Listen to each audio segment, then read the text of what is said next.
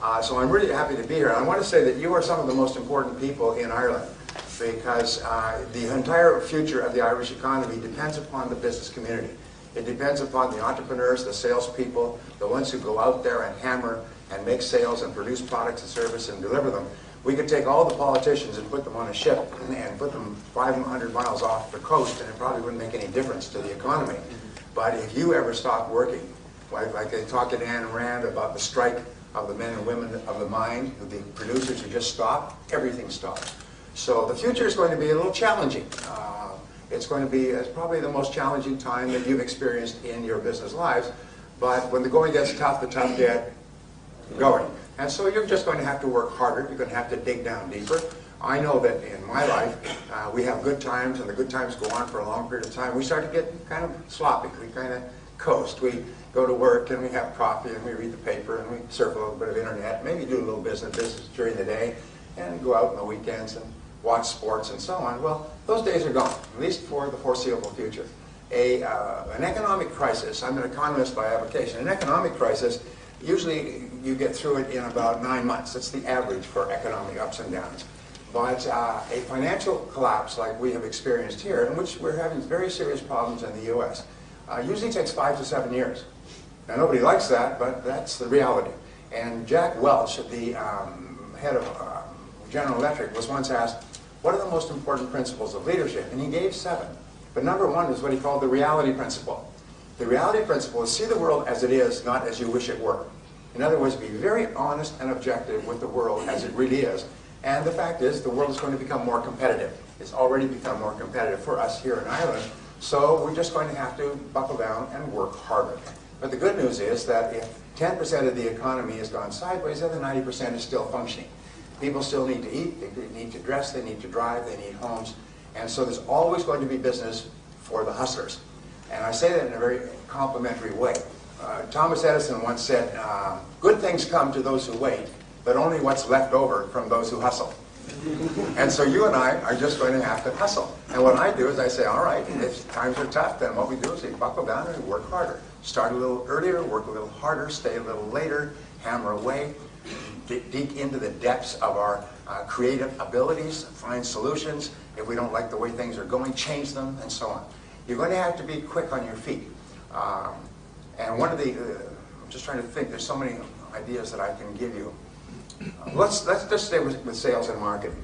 I think that sales and marketing are the jelly in the jelly donut of business. It's really the core. We say nothing happens until a sale takes place.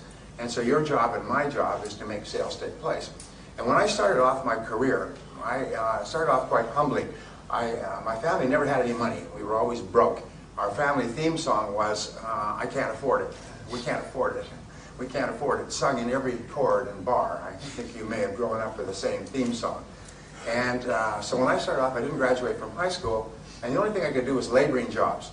And I worked at laboring jobs. I worked digging ditches, washing dishes in the back of small hotels. I worked on farms. When I was 3 years old, I was an itinerant farm laborer.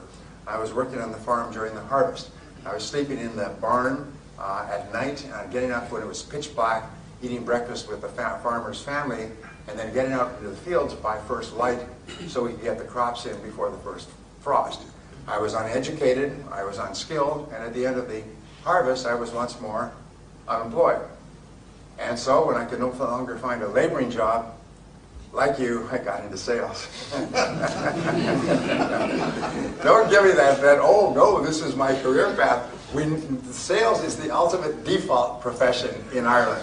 If we don't go forward into it, we fall backward into it. It's sort of like backing up a car at night. You know, you back up when you hit something, boom, you get out to see what it is. It's a sales job. So you say, well, I'll give that a shot.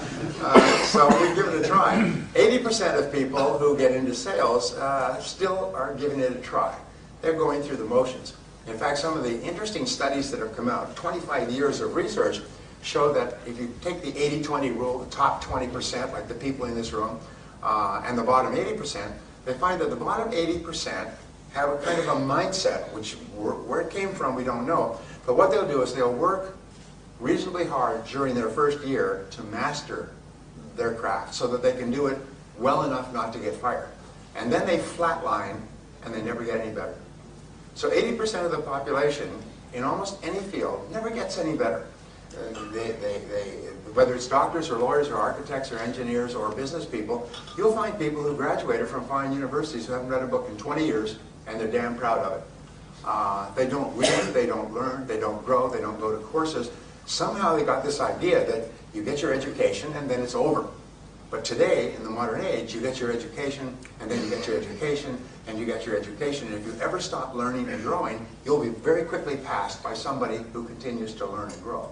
So the top 20% of people, they find, are very different in that they're constantly upgrading their skill set. They're constantly getting better. Whereas the bottom 80% are just flatline. Well, anyway, I got into sales. I got the 3-part sales training program, which was here's your cards, here's your brochures, and there's the door.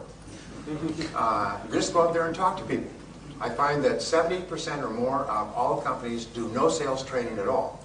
And I had a person come up to me, it was really interesting. He came up to me at a seminar, and he said, I resent that.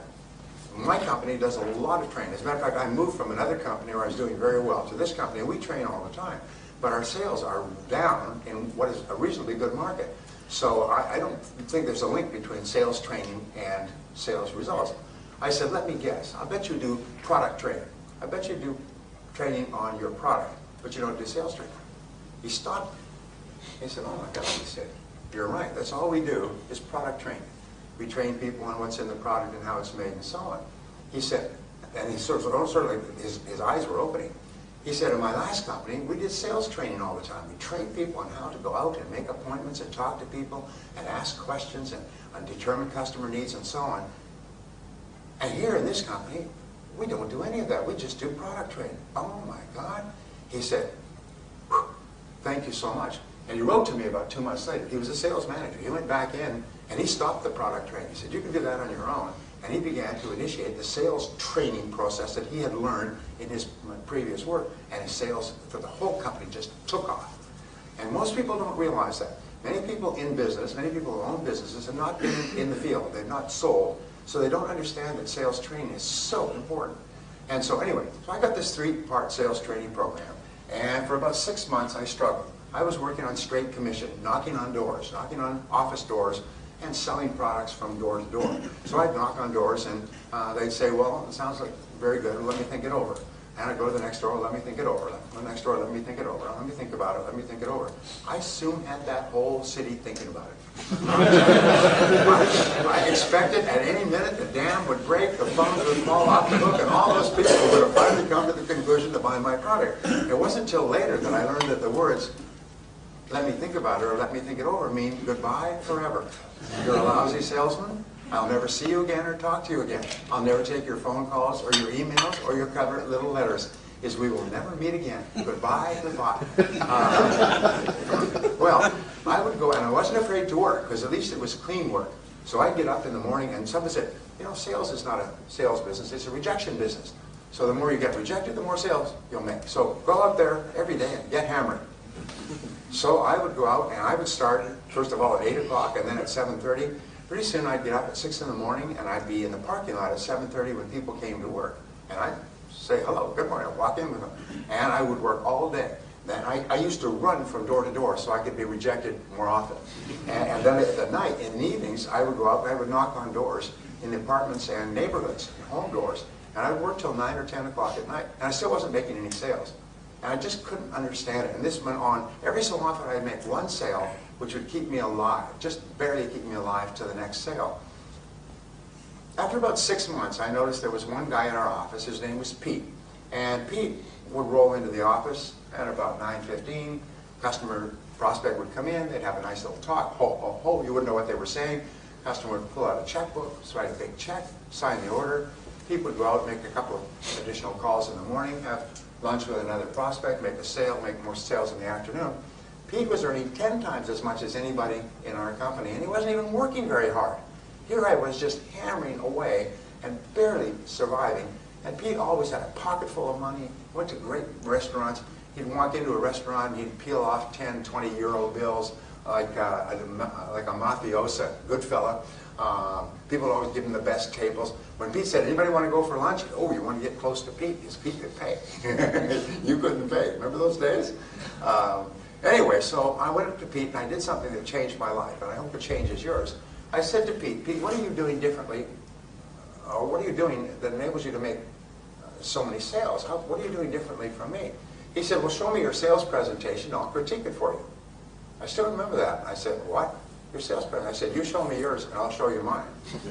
Because I didn't have a sales presentation. I was doing the blah, blah sell.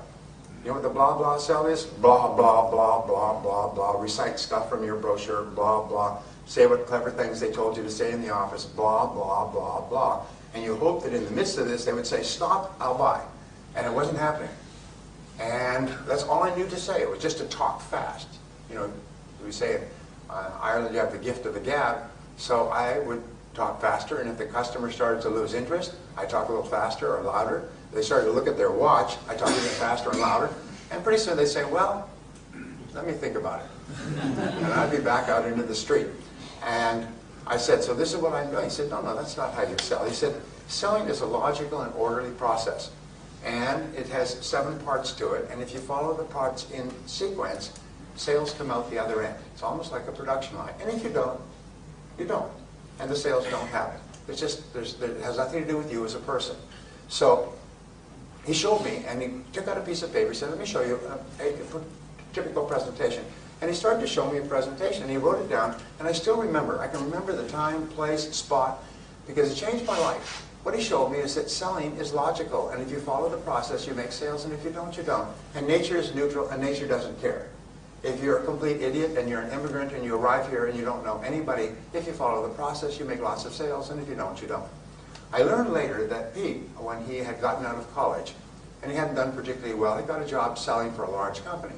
And the company trained him. And they trained him for about 9 months. About half of the time in the office, in training, and half of the time in the field.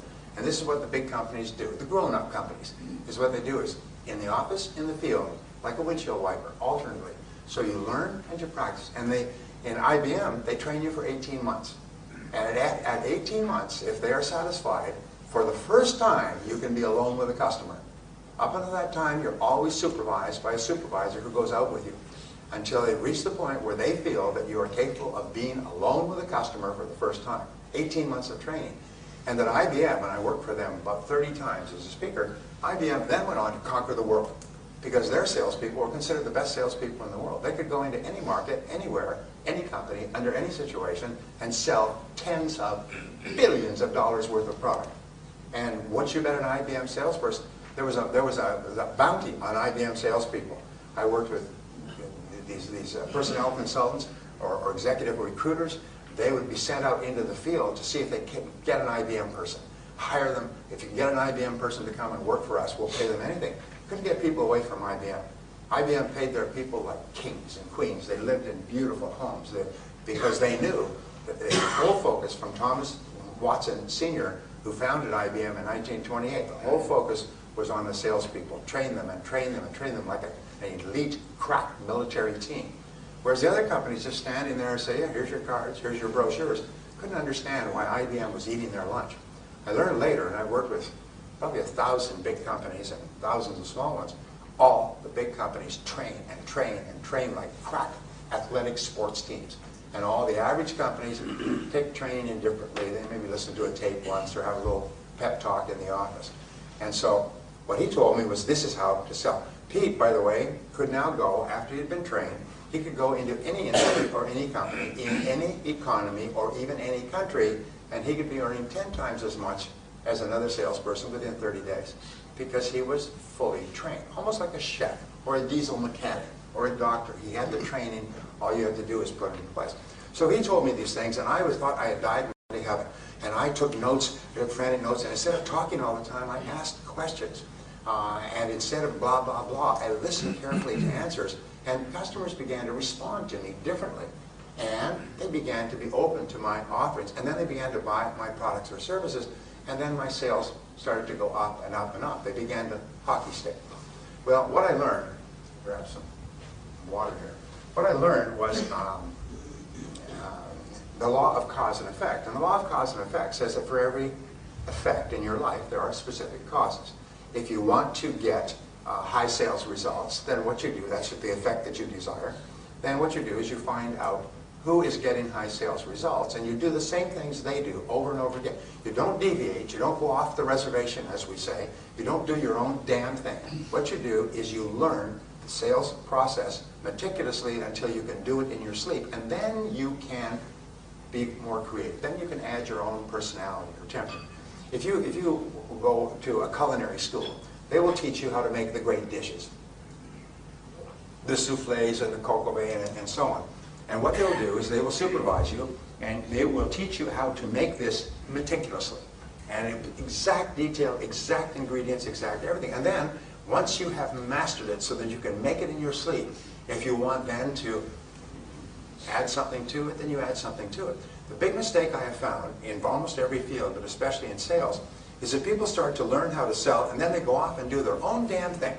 They go off the reservation and they say whatever they want. They deviate, which is why the big companies send a supervisor out and they watch them and no deviate. Just like a school marm with a ruler, they give them a smack. You deviated from the professional selling presentation we use. And a professional presentation will increase your sales by 500%. Literally once you've learned the presentation. It's almost like becoming a fast gun, being able to draw and fire. And you, as a professional, can outsell your competitors. You can sell higher priced products against lower priced competition. You can sell more products against companies that advertise or have been in the business forever. You can walk into a market and you can eat it alive if you know what you're doing. If you don't, what happens is you'll be struggling, you'll be frustrated, you'll be worried about the economy. Well, what I learned over the years, and by the way, the research on this is tens of millions of dollars. One series of companies came together, put together a pool of tens of millions of dollars, and paid for 55,000 sales calls to be carefully videotaped and vetted by professionals. And what they did is they would interview the salesperson before the sales call and say, what do you expect to happen? They would interview the customer. Why are you meeting with this salesperson, and what is your expectation? Then they would videotape the sales calls and they would look at them, and they would then run them dual screen so that you have the salesperson's face and the customer's face throughout the sales conversation. And they would watch what the salesperson said, they would watch how the customer responded and reacted, and then if it turned into a sale, they would ask the customer afterwards, why did you decide to buy? And if they decided not to buy, why did you decide not to buy? If they decided to buy after 2 or 3 calls, why did they decide to buy after 2 or 3 calls? And what happened was almost like a Polaroid photograph. If you remember the Polaroid photograph, you take the photograph and then the chemicals begin and the picture starts to emerge. A picture started to emerge of how top salespeople sell in 32 different industries. And it was literally a repeatable, duplicable pattern, like a recipe. It was always the same. And so that's what I began to learn and began to study. So in selling, what you find is you have 7 parts. And the 7 parts are like the 7 numbers in a telephone number. First is prospecting.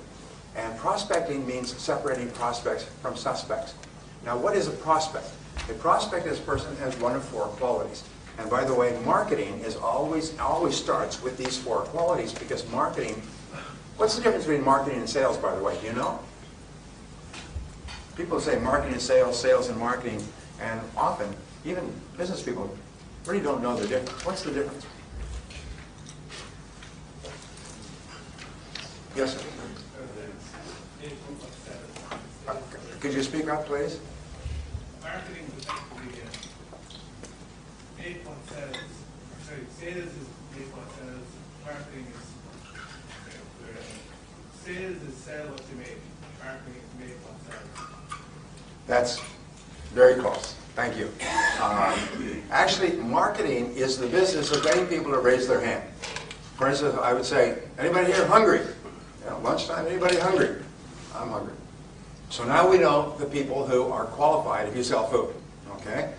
Now, selling is converting that person who is hungry to coming to your restaurant rather than somebody else's. So remember, marketing is attracting qualified prospects, and selling is converting them into customers. And it's 2 separate processes. Peter Drucker says that the purpose of marketing is to make selling unnecessary. And a perfect example, which we all like, is this whole thing with Apple. What Apple's done in the last 10 years They come out with an iPod, and everybody has no idea what an iPod is, and as soon as they understand, you see that Sony last year shut down their entire Walkman division. It used to be $1 billion in sales. They shut it down completely. The iPod put them out of business. And then after 2 or 3 years, they come out with an iPhone. What is an electronics company doing with an iPhone? I mean, the telephones are developed by telephone companies. They come up with a phone that is now selling $50 million a year. It's unbelievable. Then after 2 or 3 years, they come up with the iPad. Anybody got an iPad? We've got an iPad. What they do with those is people line up around the block. They don't even know what's in it. But in the U.S., I don't know what it's like here, hundreds of people would start sleeping on the sidewalk at midnight, lined up around the block, sleeping on the ground to get the first iPads when the store opened this morning, and pay $500 a piece. And I understand they're much more expensive here. You should get one over there. Go for Irish duties. Anyway, when they got these iPads, they didn't even know what was in it, but the marketing was so good that people were just fighting and clambering over each other to buy it. The marketing purpose of good marketing is to make selling unnecessary. So what does good marketing do? Good marketing identifies what it is that a prospective customer really wants and really needs and will really pay for, and the marketing says, here it is. This is what you want. If this is what you need, if this is what will help you achieve your goal or solve your problem, then this is the product for you, which is what brings people to call, to write, to email, to whatever it happens to be. So the first step is prospecting, and a good prospect has 1 of 4 qualities. First of all, they have a problem that is unsolved. Now, you must be absolutely clear. My favorite word in selling, by the way, is clarity. Clarity. Clarity. I think 90–95% of your success in life will be clarity about who you are, clarity about what you want, clarity about what steps you need to take to get there. The number 1 reason for failure is people are unclear of what it is they want. And as a result, they go around in circles. So be clear. What is the problem that your product or service solves? You've heard over and over again that people don't buy products, they buy solutions to their problems. The second part of prospecting is what is the need that your product satisfies. People buy products that satisfy their needs and wants. And what is it? And the ability to identify that clearly and then to make it clear to your prospect that if this is your situation, this is a solution. For example, a simple ad would be, headache? You've got a headache? Take Excedrin. It's an over-the-counter remedy. Excellent remedy for headaches. If you don't have a headache, then this is, of course, of no interest to you. So you're looking for people who have an existing want or an existing need for what you have. The process of selling, by the way, is not to sell, to find somebody who may or may not have your product or service and convince them that they need it. Your job is to find people who already need it and want it, but have not decided who to buy it from. And so that's what marketing is. The third part, do they have a goal that is unachieved? What is the goal that your product or service solves? And finally, the fourth part is, do they have a pain that you can take away, that your product or service takes away? Now here's an interesting discovery, is that nobody cares about your company. I hate to be the bearer of bad tidings coming from over the great oceans, but nobody cares about your company, and nobody cares about your product or service, and nobody cares about your background and experience, and nobody cares about you. Nobody cares, nobody cares, nobody cares but you. They don't care what your product is, they only care what your product does. And this is very important to understand. Whatever business you're in, you are in only one business. You're in the business of improving the lives and work of your prospective customers. You're in the business of improvement. From time immemorial, going back 6,000 years to the ancient Sumerian markets, customers buy only one thing. They buy what the product does to improve their lives or work. They buy improvement. So whenever you talk about your product or service, you talk about it in terms of how it improves the life or work of others. Now here's a test for you, and it's a great test. Imagine that you get onto an airplane and through good luck you upgraded to business class and you're sitting next to a business person who may be a prospect for you, all right? And the person turns to you and says, what do you do? And you answer them in terms of what your product does to change the life or work of a customer. But you do not mention your product or your service or your company. If you can describe your product without mentioning your product, service, or company, then you know what you're doing. If you have to say, well, I work for ABC Company and we sell this, that means that you have no idea what you're doing. You should probably go back to, working for wages somewhere. McDonald's will be hiring. 7 questions. But you can have 3, 5, 7. Always an odd number is better than an even number. And then you write it out, and you do it in 14-point font, so the person doesn't have to squint to read it. And you space it out so there's room for a person to take notes. So here's your letterhead, and on the top you write these words, agenda for meeting with. And you write the client's name and make sure that it's spelled correctly, time, date, place, all right? And then you have 7 questions. So when you come in to see the prospect, there's a way of selling that I've used over the years. It's called going in naked. And going in naked means no brochure, no briefcase, nothing. You go in with nothing in your hands. And all you have is an agenda. Maybe you have 2. And you pull it out and you say, Mr. Prospect, I know how busy you are, so I've prepared an agenda for our meeting today so that we can talk quickly and efficiently. Would that be okay with you? Customers absolutely love it when you have an agenda. You're not going to sit there and talk endlessly. You have an agenda. And I've prepared 1 copy for you, and you give them a copy of the agenda.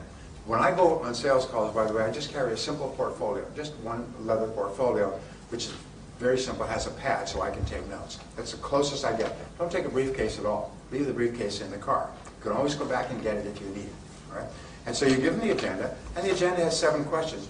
You say, look, I'm not here to sell you anything today. All I would like to do is ask you these questions and see if we can't help you achieve some of your goals in a cost-effective way. Would that be all right? Customers say, sure. And I've spoken to customers about this. I said, has anybody ever used an agenda on you? They say, yes. And I said, how did you feel? They say, they love it. They love it. And your credibility goes straight up. Because now you've positioned yourself not as a salesperson, but as a consultant, as an advisor, as a friend, as a helper. You're not there to sell them something. You're there to help them improve their life or work.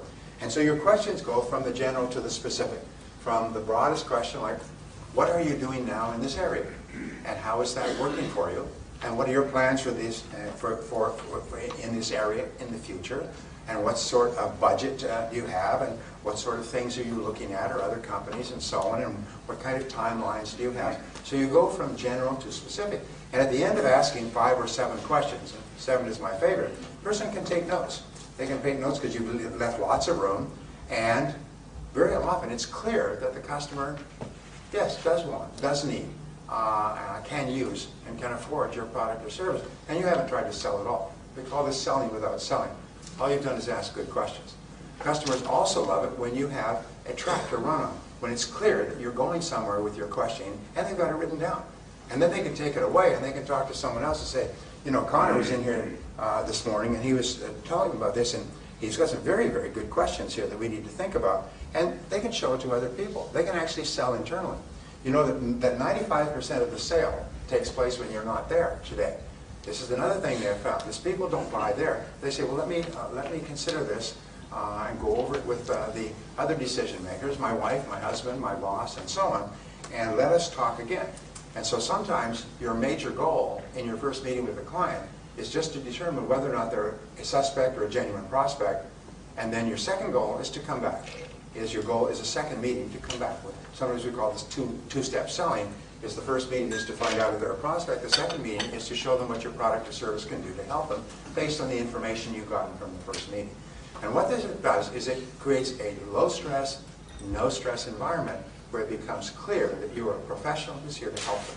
You're not here to sell them anything. They don't have to be defensive. They don't have to be watching what they say because you're not trying to sell them anything.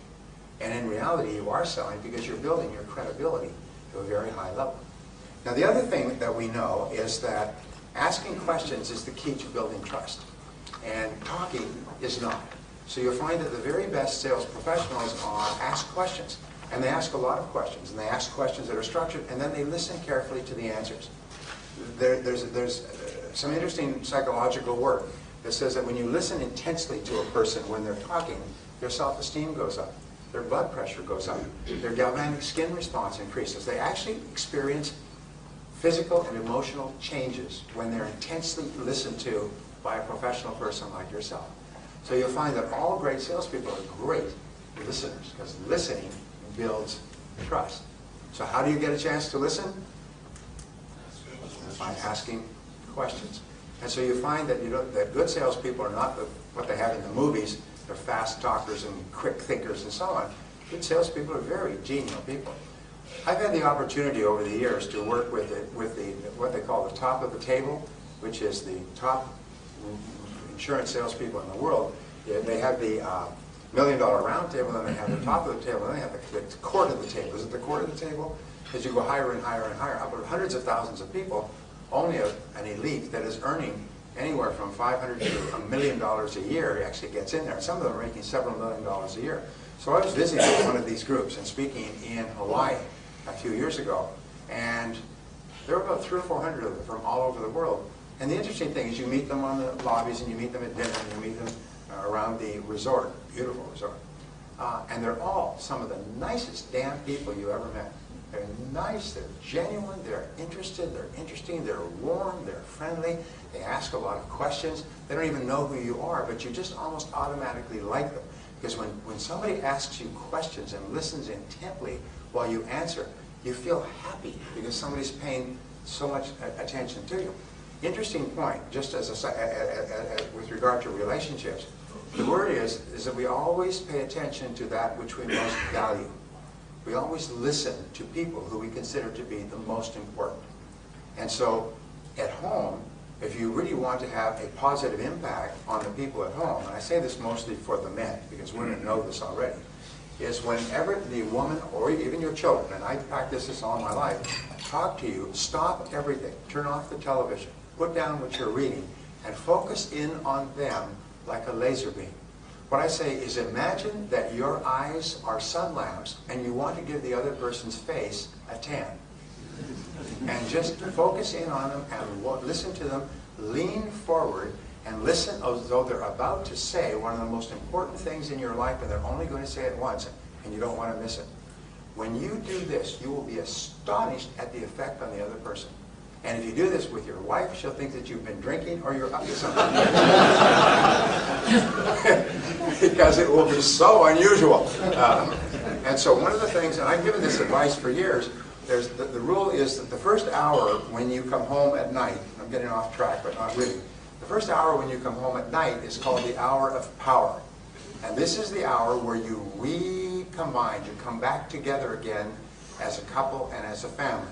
And you don't let anything interfere with that hour of power, especially not the television. What do most men do is they come in, they say, where's the control?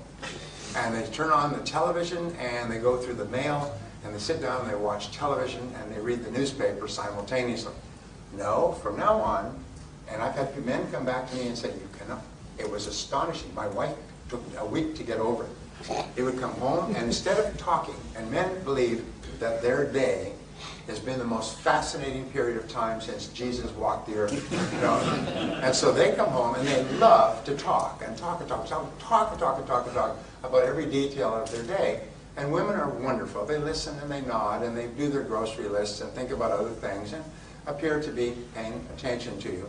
But if you ask a woman when you come home, she'll say, well, how was your day? And if you're not careful, you will launch into it for an hour.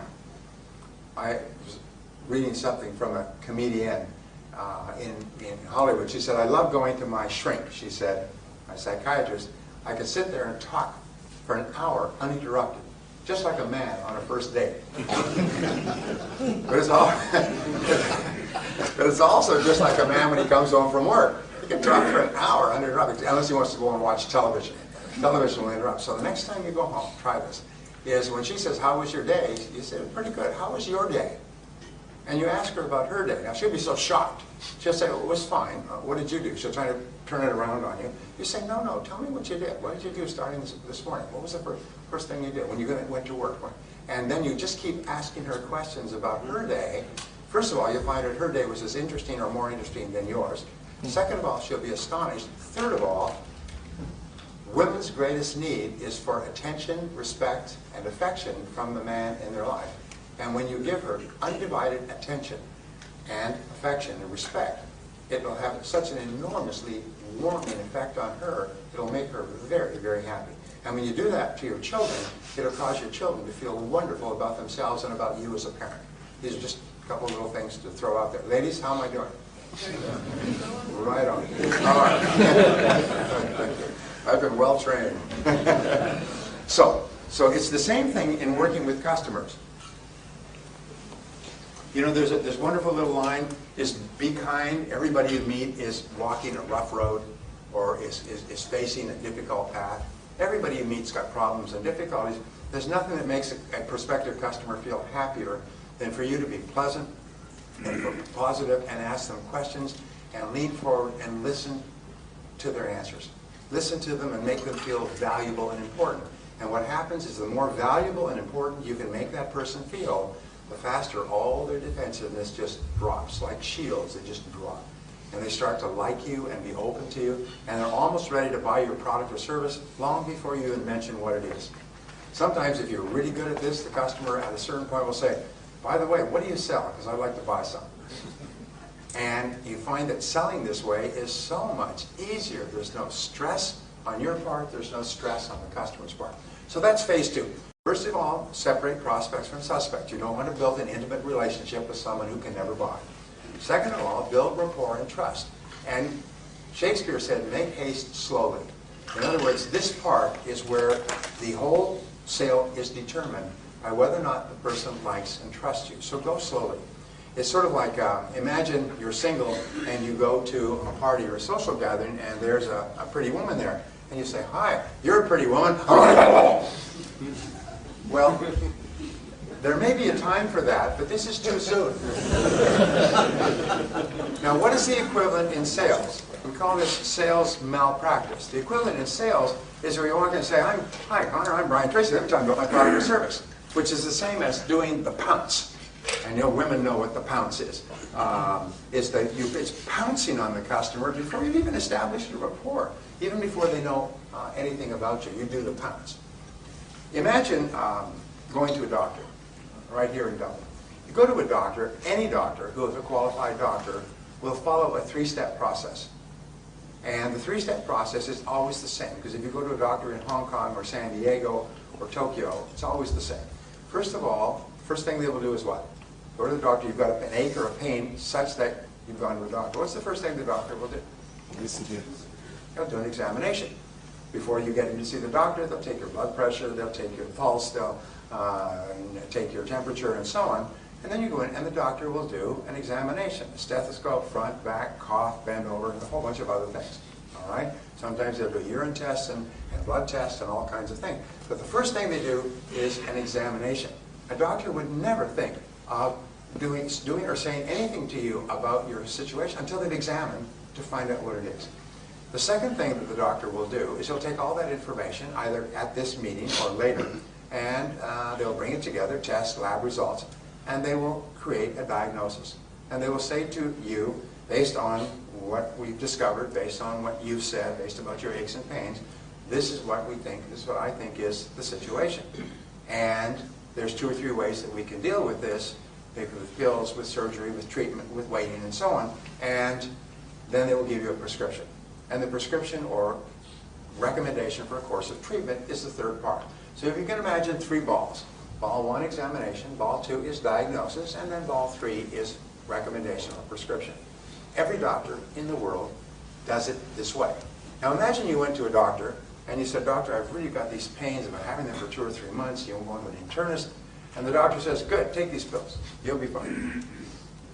Well, don't you want to do any tests or any exams or ask me any questions? No, I'm really busy today. Just take these pills. I work with sore stomachs all the time. Take these pills. They'll be fine. Or say the doctor says, you've got a sore stomach? I probably put some form of gastroenteritis. Get up here on the table. Let's cut.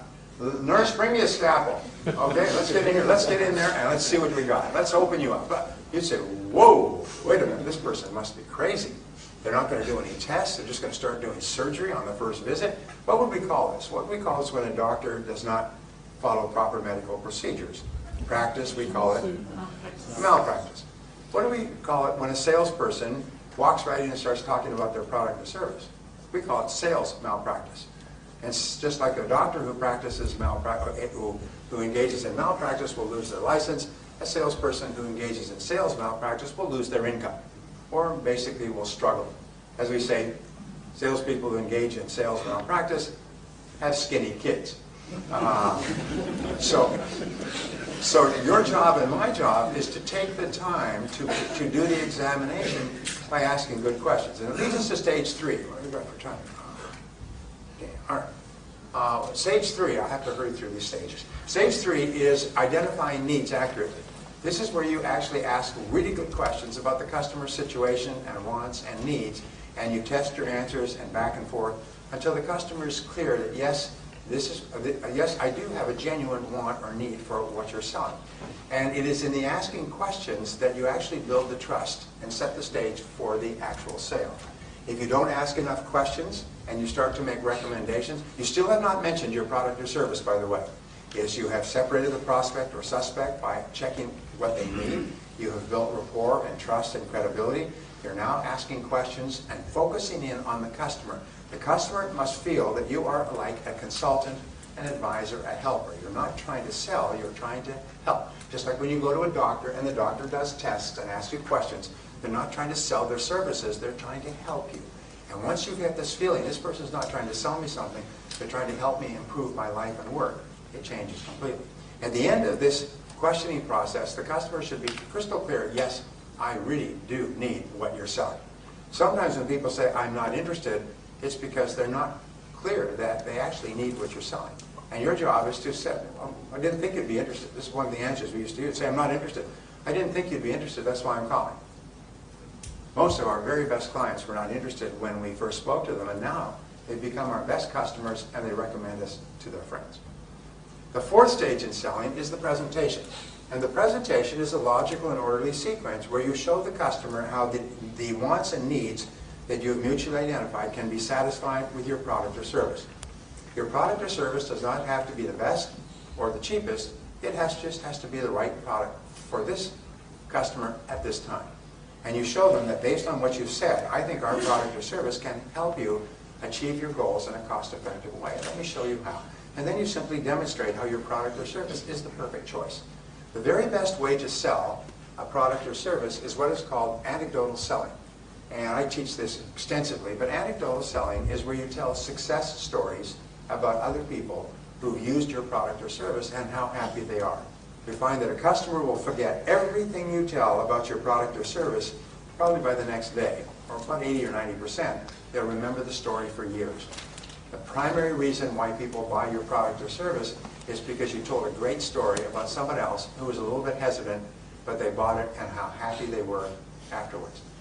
Sometimes I say, if you're working with a sales group, you should have a customer story meeting where everybody is responsible for bringing their best story.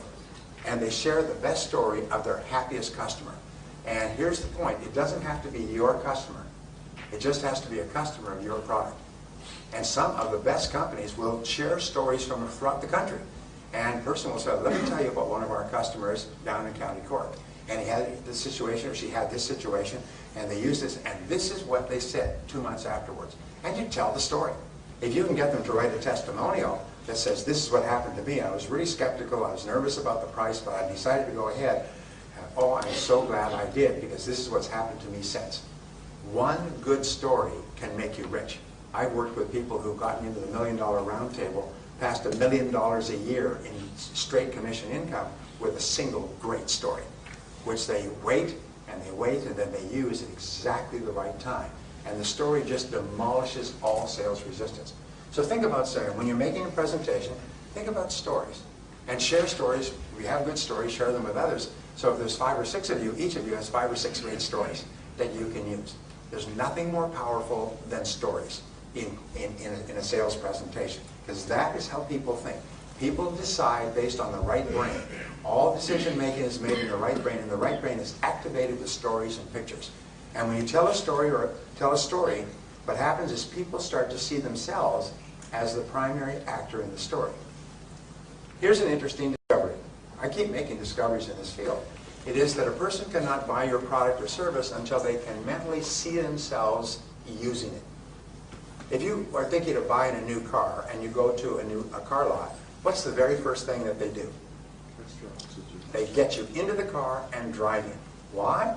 It's because they know that it's not possible for you to drive a car by standing there looking at it. They want to get you in it and feeling it and shifting the gears and smelling it and adjusting it. And they always take you on a particular route around these corners and everything else so that you get the feeling of the wheels. You know what I'm talking about? And so what happens is when you come back, you have a mental picture of what it would be like to own this car. Same thing if you're thinking of buying a home. They take you through every single room. They tell you how the kids could be here and you'd be here and you put the television here. But what they're trying to do is give you a mental picture. So when you go home, you have a picture of what it would look like. If you go to buy clothes, you'll find you buy clothes. What do they have all over the showing room? Mirrors, so that you can see what you would look like if you bought the clothes. So it's the same thing when you are selling a product or service. One of the most powerful words, sets of words you can use is just imagine. Just imagine if you were using this, or just imagine having this. Or here's another thing you can say, it's called talking past the sale. When you are using this service, you will find that it does this. And when you use this service, you'll find that you will get this. Or when you're using this product, you'll find you'll get this result. What you're doing is you're creating a mental picture in the customer's mind of how they will be after the sale. Remember, almost 100% of the decision to buy is determined by how the customer thinks he or she will feel after the sale. So always talk about how you will be after the sale. What it will do for you, the change or improvement it will take, that will take place in your life as a result of using the product or service. Here's the rule, and this is $1 million rule. 95% of your selling should be focused on the outcome, result, or transformation that takes place between where you are and using the product or service. 5% should be on the product, service, company, you, background, history, and everything else. 95% on the transformation. Because nobody cares about how you got there. They only care about what's in it for me. How will I be afterwards? All right? Notice when they sell vacation trips to the south of Spain or to the Canary Islands. They have a beautiful poster. They have this absolutely beautiful beach, warm palm trees, sunshine, clear sky. A couple, supposedly you and your spouse, you're supposed to project into that, walking on this absolutely beautiful beach or basking in this beautiful pool. There never seems to be anybody else around. You go there and half the population of Europe is there. So what you do is you get a visual picture of yourself and your spouse in a beautiful tropical area, quiet, tropical, sunshine, warm, and you get that picture in your mind. Now, do you get the picture in your mind of packing your bags and going to the airport and parking your car and going through customs and security and getting on the plane and ordering drinks on the plane in the seat and getting to your room and No! You don't want any of that. All you think about is walking on the beach. All those things are the particulars. And what does travel companies sell? They talk about the trip to the airport and the flights, and they talk about picking you up at the airport and the hotel, and they greet you at the hotel. Nobody cares about that stuff. What we care about is getting onto that damn beach where there's 50 million other people, it turns out. This isn't the beach in the poster. The fifth part of selling is answering objections. And there are no sales without objections. Why is it that people have objections or questions about your product or service offering? Price, details, operations, fact, background, use, utility. Why do they have objections? They're unclear. Well, they're unclear, and also they're trying to reduce risk. Remember, the number one reason that people don't buy from you is perceived risk. Not real risk, because we know that what you sell is a fine product or service, and you stand behind it. We know that. The customer doesn't know that, and the customer's been burnt so many times. So the customer asks questions, what about this and what about that, to reduce risk in their own mind. To ask questions that someone else might ask, why did you buy that? Well, what about this? And you say, well, I asked them about that, and it's okay because they have guarantees, warranties, service, follow-up, backup, and so on. So reducing the perception of risk is really important, and so people ask questions. Can I get it cheaper somewhere else? Most salespeople have what is called price neurosis, about 2/3 of salespeople.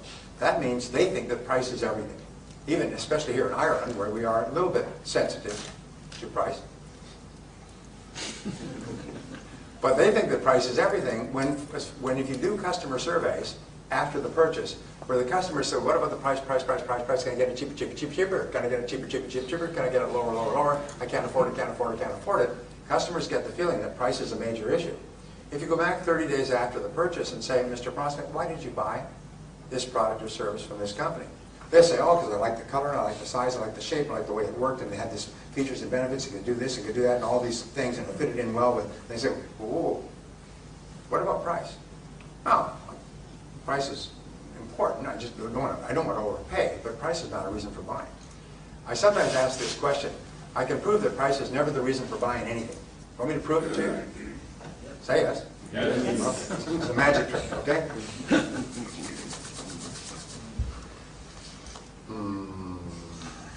Is there a single person in this room who has a single item about their person that they bought solely because it was the cheapest available?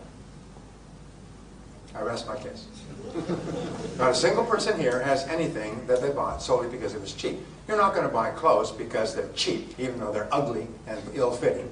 You're not going to buy a pen that doesn't work. You're not going to buy shoes that don't fit because they're cheap or look ugly. In other words, appearance, use, size, comfort, shape, fitting with your wardrobe, all these things have to be solved first, and then you want to get the best price. And what we know is that customers, even in Ireland, do not want the lowest price in most cases, and I'll tell you why. The only reason they want the lowest price is there's no difference between the two items. If the two items have the same respective level of quality, then they'll want the lowest price because there's no difference. But if there's a whole series of other features, they don't want the lowest price because the lowest price is always associated with what? Inferiority, poor quality, breakdowns, disappointments, anger, frustration, wish I never bought it at all. People are always willing to pay a little bit more to lower the risk of the purchase, to raise the level of comfort, so that they will be happy after the purchase and not have to worry about it.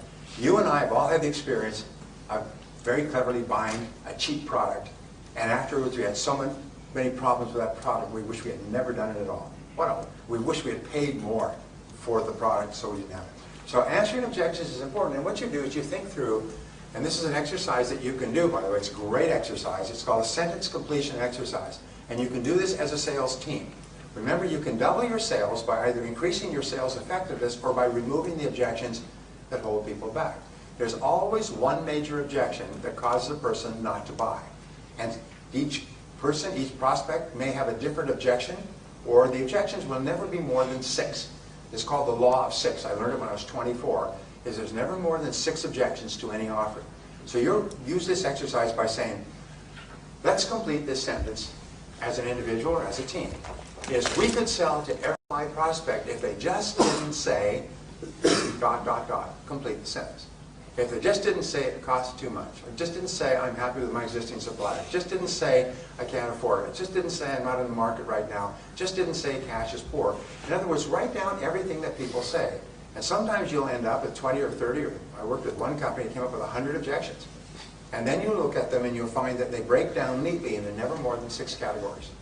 And you can find an answer. You can create an answer that answers all the objections in that category and eliminates the objection forever.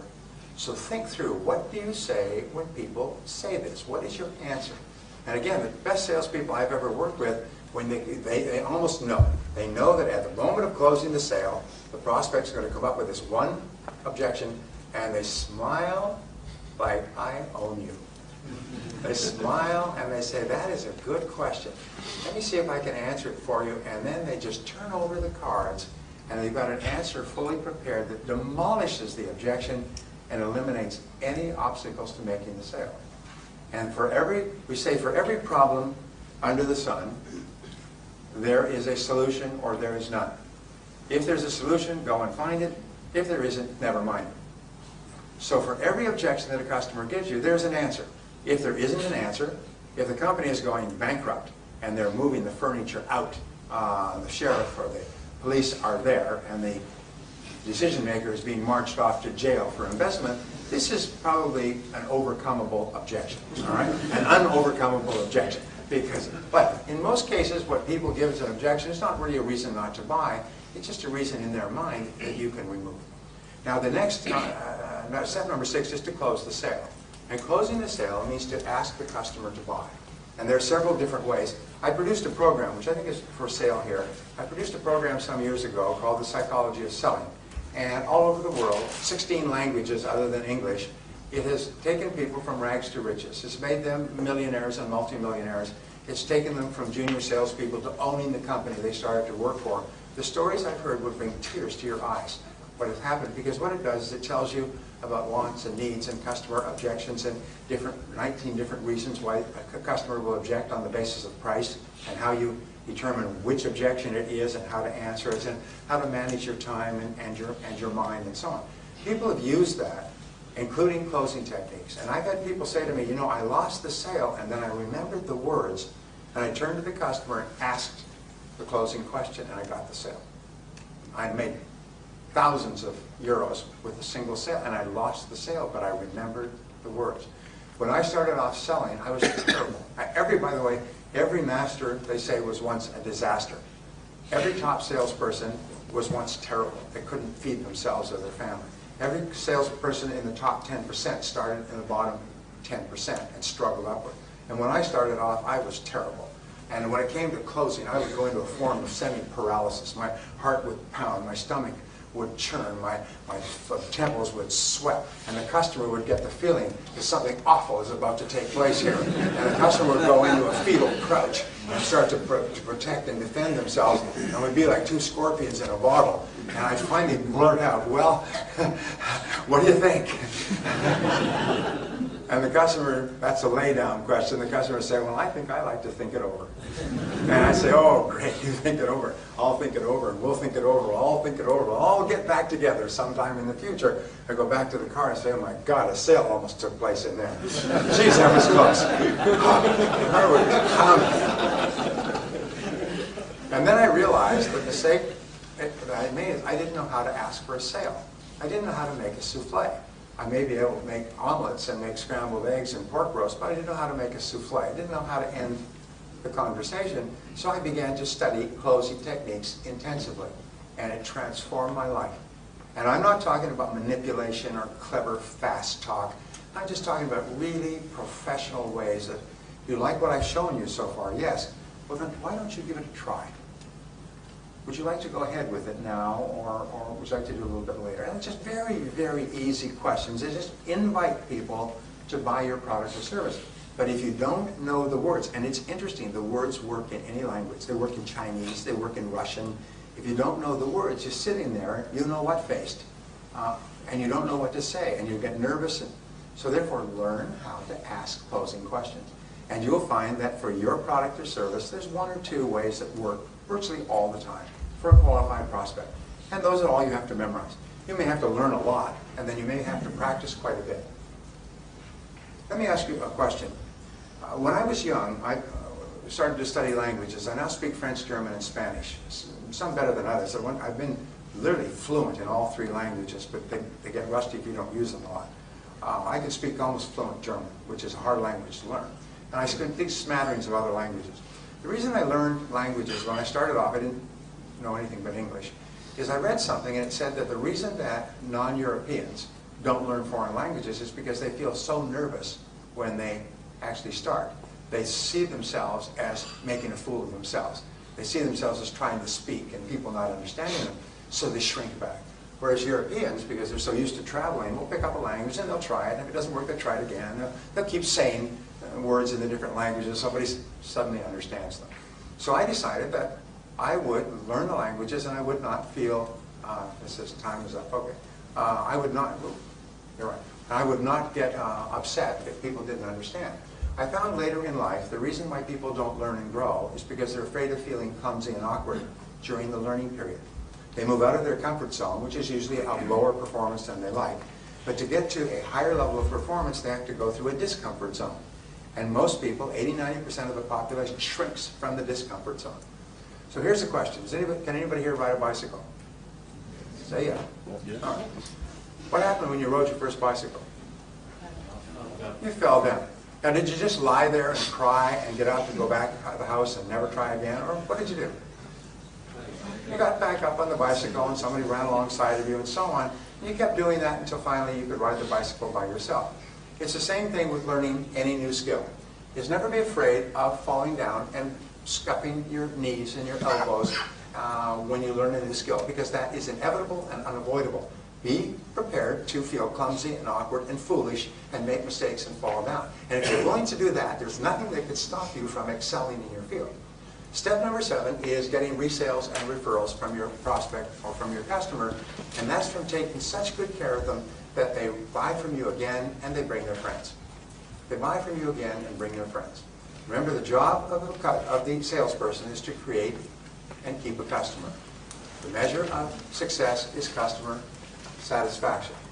And what is the measure of customer satisfaction? Repeat business. In other words, they come and they buy again and they bring their friends. The only way you get into the top 10% in terms of income is by becoming such a good person in the sales conversation that people like you and see you as a friend, as a helper, as a guide, and they want their friends to enjoy the same experience. And when you start to create what we call a golden chain of referrals, you'll be astonished at how much more successful you become. Well, I hope this has been helpful to you. I hope that these 7 steps have been helpful to you and they will help you in the future. And the wonderful thing is that each person here has the ability to get into the top 10% and become one of the highest paid people in the entire country of Ireland. Irrespective of economic ups and downs, you have total control of your own destiny by engaging in continuous and never-ending improvement in your field. And I hope you do. Thank you.